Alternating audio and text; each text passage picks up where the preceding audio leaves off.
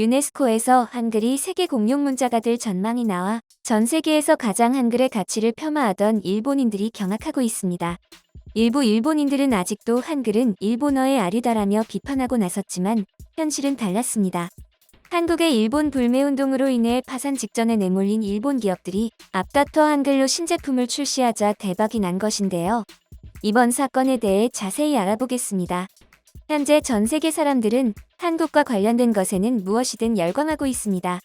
포브스가 선정한 파워 셀러브리티 40에서 1위를 차지한 방탄소년단은 올해까지 4번째 1위 자리를 차지하며 여전히 전 세계적인 트렌드가 한국이라는 것을 다시 한번 증명했습니다.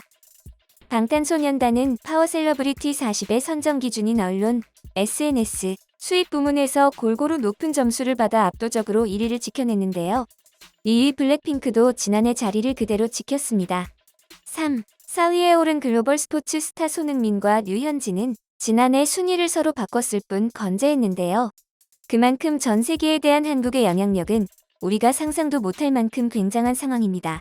한국을 그렇게 눈엣 가시로 여기던 일본도 결국에는 전 세계의 흐름을 따라갈 수밖에 없었는데요. 특히 일본 전자상거래 시장 1위 기업인 라쿠텐 그룹이 지난달 진행한 설문조사 결과에 따르면 한국이 전 연령대의 일본 여성들 사이에서 가장 영향력이 큰 것으로 집계됐습니다. 한 일본 매체는 일본의 아무 여고생에게 어느 나라 사람이 되고 싶냐고 물어보면 무조건 한국인이 되고 싶다고 대답을 한다. 라며 혀를 내두를 정도입니다. 실제로 SNS상에서 일본인들은 샵 한국인이 되고 싶다라는 해시태그가 달린 게시글을 하루에도 수도 없이 게재합니다. 일본 TV에 출연한 한 일본 여배우는 일본 여고생은 지금 한국에 의해 살고 있다고 해도 과언이 아닐 정도라며 화장품부터 먹는 것까지 전부 한국이다. 없어서는 안 된다고까지 말했는데요. 그녀의 이름은 시라모토 아야나. 일부 혐한 내주익 성향의 네티즌들은 입에 담지 못할 비난을 던졌지만 대부분의 일본인들은 수긍하는 놀라운 분위기였습니다. 그도 그럴 게 파산 직전의 기업들이 한글로 신제품을 홍보하자 대박이 나는 상황이 연이어 이어졌기 때문인데요. 일본 신발 멀티숍 브랜드 ABC마트는 코로나19의 영향과 일본의 엄청난 경제 위기로 인해 파산할 위기에 처해 있었습니다. 결국 이들은 자포자기 상태로 최후의 수단을 사용했는데요. 일본 기업임에도 불구하고 최근 전 세계적인 트렌드인 한글을 사용한 마케팅에 나선 것이죠.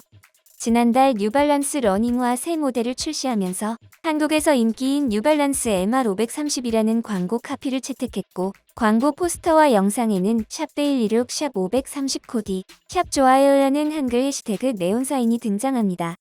사진을 봐도 일본에서 톱급 인기를 누리고 있는 아이돌이 머리부터 발끝까지 한국 스타일로 빼입고 전체적인 분위기도 누가 봐도 한국스러운 분위기가 가득한데요. 한글 밑에 일본어만 빼면 한국의 광고 포스터라고 해도 위화감이 없어 보입니다. 이 포스터들을 본 수많은 일본인들은 경악하며 일본을 한국이 점령했다 당장 광고 내려라. 전국 각지에서 한글 없애기 운동을 하고 있는데 누구나 알만한 기업에서 무슨 짓이냐라며 강력하게 항의했습니다. 한국으로 치면 블랙핑크, 트와이스의 멤버가 기모노를 입고 일본어가 가득한 광고에 일본에서 인기인 신발이라고 홍보 문구를 넣는 것과 똑같은 것인데요. 한국에서는 상상도 할 수 없는 일이 지금 일본에서 일어나고 있는 것이죠. 일본인들이 화를 내거나 말거나 한시가 급한 ABC마트는 한글 마케팅을 이어갔고 그 결과는 충격적이었습니다. 일본 ABC마트의 매출이 광고에 한글을 도입한 후 엄청나게 상승한 것이죠. 심지어 ABC마트는 어플까지 한글로 바꿔버렸는데요. 한 일본의 질문 사이트에는 왜 ABC 어플이 한국어가 됐나요? 라는 질문도 올라왔습니다. 마찬가지로 파산 위기였던 한 화장품 기업 역시 한국 아이돌 트와이스를 모델로 기용한 후 지난해 일본 시장에서 매출이 전년 대비 4배 이상 늘어나는 기염을 토했습니다. 이렇게 일본에서 한국 문화가 엄청난 인기를 끌면서 일본 소비재 기업들이 한국을 마케팅 전면에 내세우는 일이 비일비재합니다. 2010년대까지만 해도 일본에서 한국 문화는 일부 한류 팬들의 전유물이었습니다. 이들이 소비하는 콘텐츠도 K-팝, 한국 드라마 등 대중문화 콘텐츠가 대부분이었는데요. 그러나 코로나19 대유행 이후 시작된 4차 한류 시대엔 패션, 음식, 인테리어 등 일상 전반에서 한국 문화를 소비하는 사람들이 대폭 늘었습니다. 한류 전문가 후루야 마사유키는 현지 매체에 엔터테인먼트의 영역을 넘어 한국이라는 브랜드 자체가 일본 사회에 스며들고 있다는 것이 그동안의 한류와의 결정적인 차이라고까지 말했을 정도입니다. 사진상의 카페들은 한국이 아니라 놀랍게도 일본 시내 한복판의 카페입니다. 버젓이 한글을 여기저기 적어놓고 한국에서 유명한 카페들의 메뉴를 그대로 따라한 모습입니다. 일본을 대표하는 잡화 전문점인 다이소는 공식 온라인 스토어에서 한국풍 인테리어 코너를 따로 운영하고 있습니다. 한국 다이소에서는 눈 씻고 봐도 일본풍 인테리어라는 글자를 찾아볼 수 없죠. 일본 생활용품 브랜드 무인양품이 처음 출시한 냉동김밥은 오프라인에서 품절 대란이 일어날 정도로 인기를 끌고 있습니다. 재미있는 사실은 무인양품은 과거 동해를 일본해로 표기해 한국에서 불매운동이 확산되었던 기업이라는 것이죠. 결국 한국에서는 불매운동의 여파로 유니클로와 함께 매출이 급락했는데 정작 일본에서는 한국을 활용한 마케팅의 진심인 모습이 우습기 짝이 없습니다. 무인양품에선 순두부찌개, 육개장, 감자탕, 삼계탕 등의 냉동식품도 판매하고 있는데 제품명도 한국어 발음 그대로 적어 놓았습니다. 이러한 표기 방식이 한국 본토의 맛을 원하는 일본 소비자들에게 더욱 인기 있기 때문이었죠. 일본 기업들이 과거에 언제 한국을 싫어했냐는 듯이 한국을 앞다퉈 마케팅에 활용하는 것은 한국을 욕보인 기업들의 만료가 매우 비참했기 때문입니다. 한 예로 극우 성향으로 유명한 DHC는 오래전부터 한국인에 대한 차별 발언을 일삼아 논란이 끊이지 않았습니다. DHC의 회장은 일본인이 한글을 만들었다는 발언을 공식 석상에서 내뱉으며 대놓고 우리를 도발하기도 했습니다. 결국 그들의 도를 넘은 망언은 고스란히 그들에게 치명타로 돌아왔습니다. 기사의 제목과 같이 시대에 맞지 않는 후진적인 사고방식을 이어가던 DHC는 결국 한국인들에게 등을 떠밀려서 사업을 전면 철수하게 되었습니다. 게다가 한국과 동시에 일본 내에서도 DHC 불매운동이 일어나는 기이한 현상이 벌어졌습니다. 또한 그들이 핀란드의 국민 캐릭터 무민을 넣어 디자인한 화장품을 발매하자 무민 캐릭터사에서 무민 캐릭터를 사용한 화장품 생산을 중지하라고 강력하게 통보받아 망신을 제대로 당했습니다.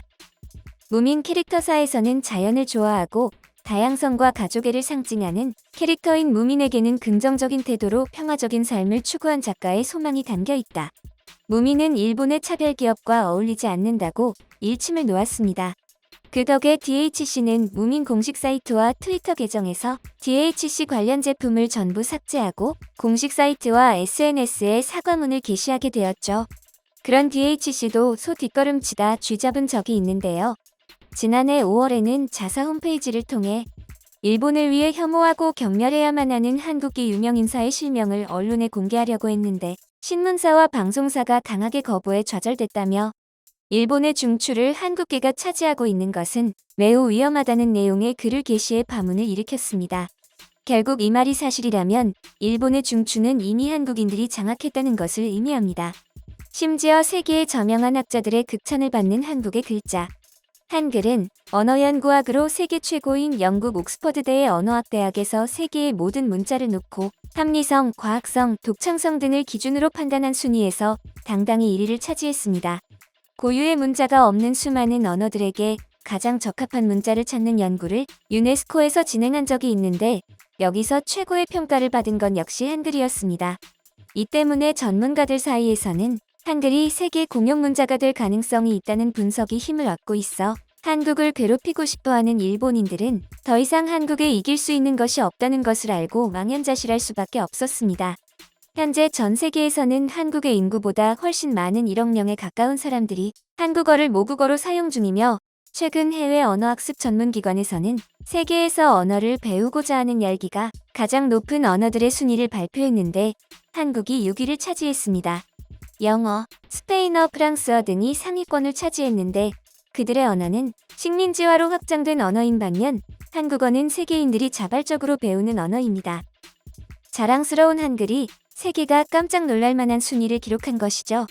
언어 전문가들은 현재 상황을 근거로 문자 없는 언어들의 한글이 자연스럽게 그들의 문자로 채택될 가능성이 아주 높다고 보고 있습니다. 이미 지구상에 존재하는 6,400여 개의 문자 없는 언어권에 한글 표기를 전파하기 위한 물밑 작업이 진행 중이라는 말도 나옵니다.